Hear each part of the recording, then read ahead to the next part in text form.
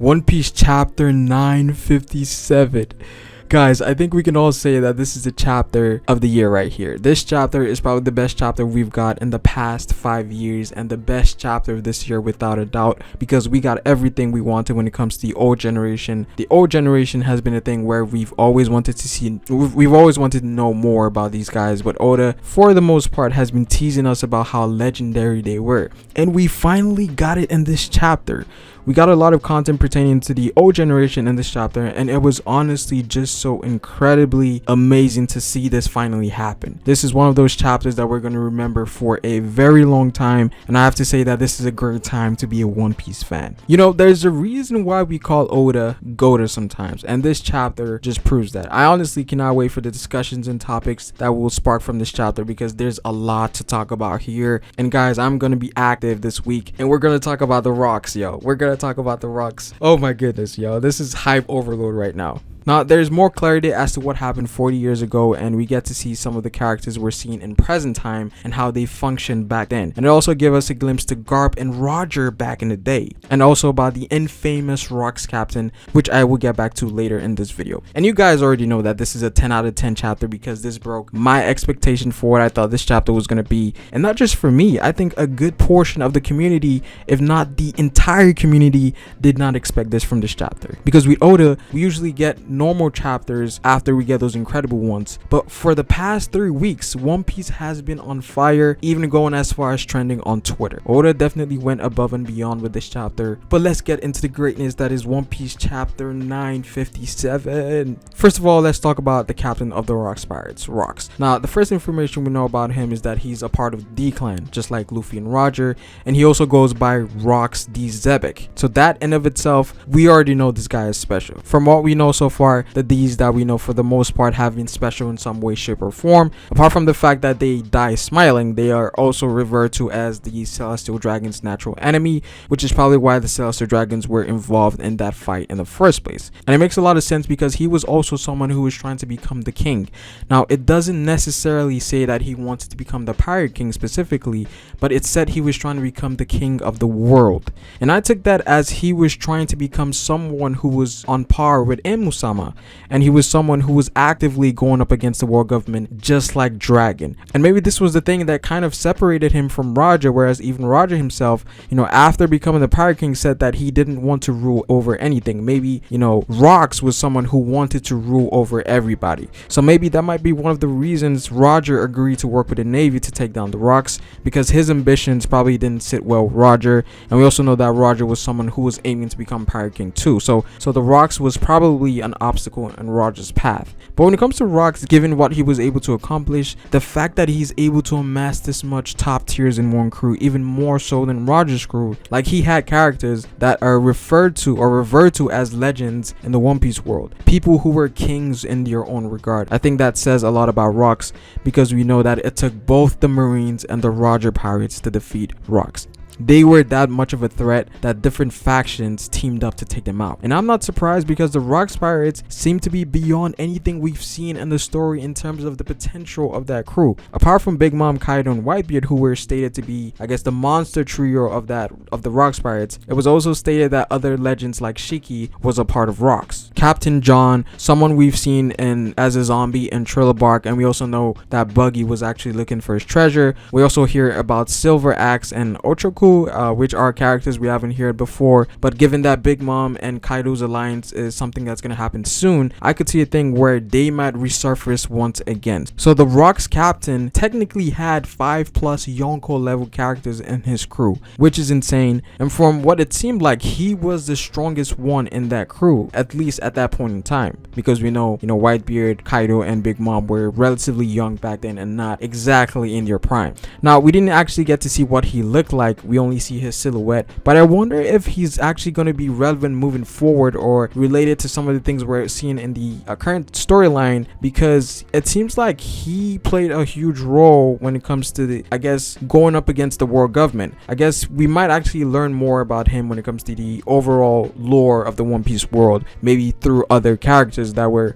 active during that time, or characters that know something about him. Now, it was also hinted that he died, which ultimately led to the breaking up of the Rocks Pirates pirates. Again, which probably hints towards him getting killed by Garp or Roger, or maybe even by other forces that were present during on that island, right? We also learned that Garp had a huge role in all this, which was already hinted during the reverie with Momosagi saying that the rocks was the reason that he gained his title as the hero of the Marines. Now here we get more context. Now we learned that Garp doesn't really like his title as the hero of the Marines because it was reported that the rocks was destroyed by Garp. So obviously here we see that the war government used its resources to make it seem like Garp was the only person responsible for the defeat of the Rocks pirates, while in reality we know that Roger was also involved in this alliance, and we know that Roger had a lot of high hitters on his crew, so he probably feels shameful because he feels like he doesn't deserve it. And we also get more clarity as to why Garp refused to be promoted to be an admiral, and that was because he didn't want to become direct subordinates to the Celestial Dragon, and even previously Garp stated that he has enough freedom at his position as vice admiral, so that gave a lot more context as to why he said that. Though it was kind of weird that he was willing to protect the Celestial Dragons even though he seemed to hate them.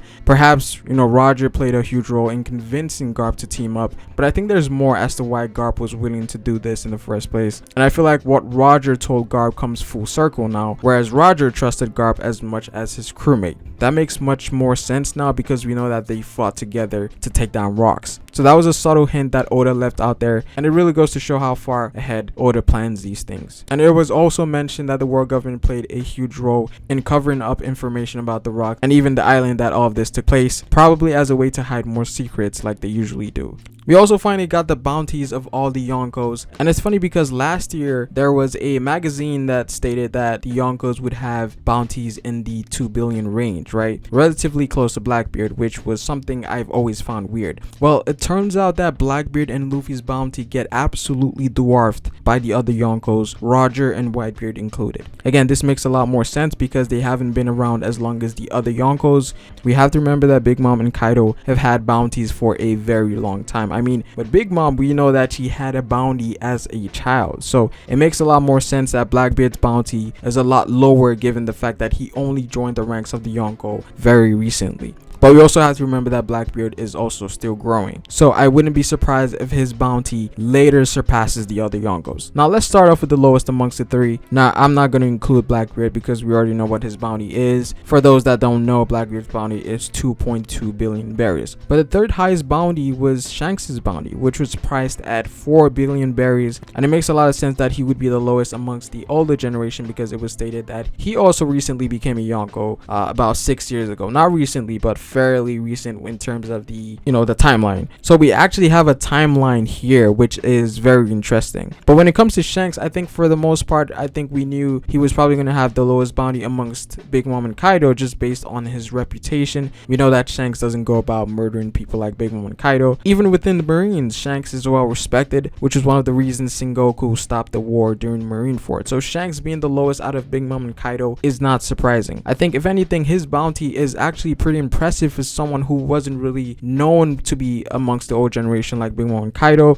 And in comparison to Blackbeard's bounty, Shanks is almost double of his. Now they also mentioned something that hints towards an idea that I think most of us have had when it comes to Shanks' crew. Now Brand New states that his commanders have really high bounties on average, and his crew is also known to have the best balance. So with Shanks, it seems like they have a variety of fighters that work well together, and potentially having the strongest commander amongst any Yonko's crew, especially with the hype around Ben Beckman and him being the moon and Shanks being the sun. Again, it's nice to see this confirmed because people have always had Shanks's crew as the strongest. Then we move on to Big Mom. Big Mom's bounty is confirmed to be 4.3 billion berries, borderline going into 4.4 billion. So technically she has the second highest bounty amongst the current Yonko. Again, she has been around for a very long time, so it makes sense. And finally with Kaido was confirmed to have the highest bounty amongst the Yonko, priced at 4.6 billion berries. Kaido, from what we know so far, has been one of the most active Yonkos when it comes to his actions. We know that he challenged the Navy and other Yonkos single-handedly, and we also know that he has the title as the world's strongest creature. Now it was also mentioned that he was a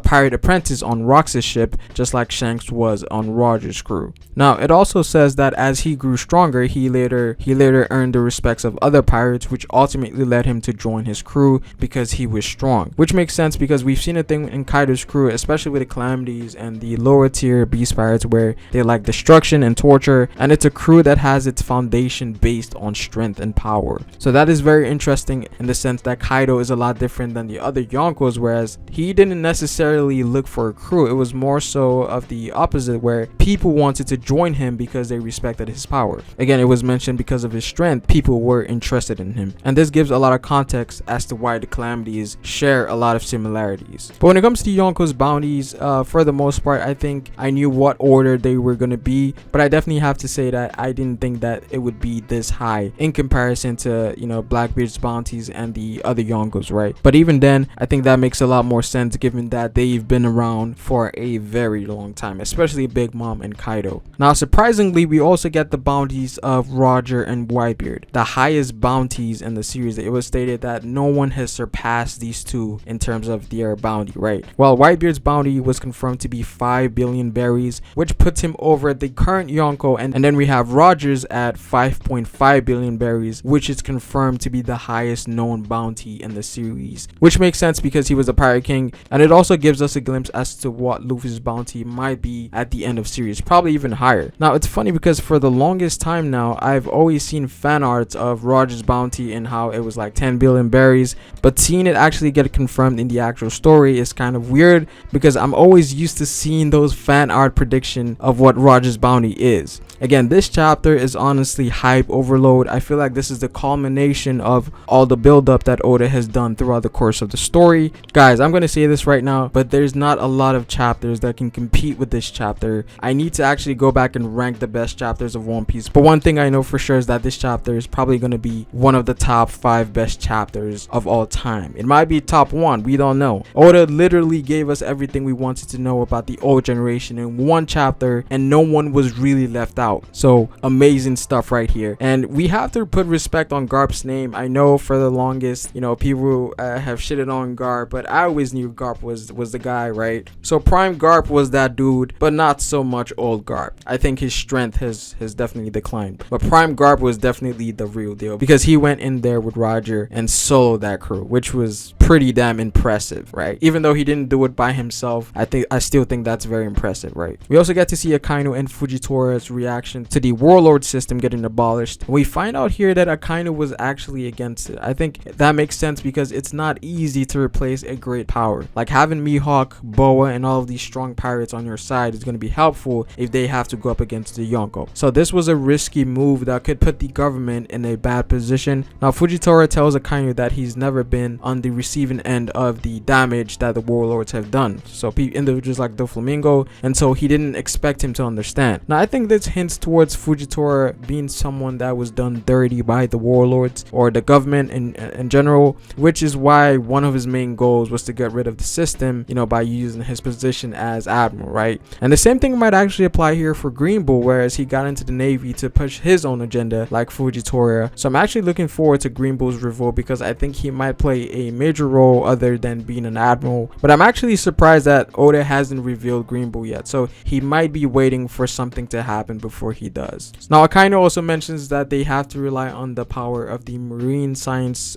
division to fill in that void that the warlords left. Again, they need to have enough power to replace someone like Mihawk, the world's greatest swordsman. It has to be something big. So this is going to be interesting moving forward because the balance of powers is going to change drastically. I mean, with Big Mom and Kaido teaming up, the balance is already changing, so they don't have to worry about that. So I'm actually looking forward to how things are going to shape out for the overall One Piece world. And judging from the last page, it seems like the Marines are going to get involved in Wano because Wano seems to be the focal point of what is going to change the world. But guys, this was an amazing chapter, and that's an understatement because this is beyond anything I've seen when it comes to One Piece chapters. 10 out of 10. If I could go over, I would say this is like a 15 out of 10. It just surpassed my expectation, and damn, it's a good time to be a One Piece fan.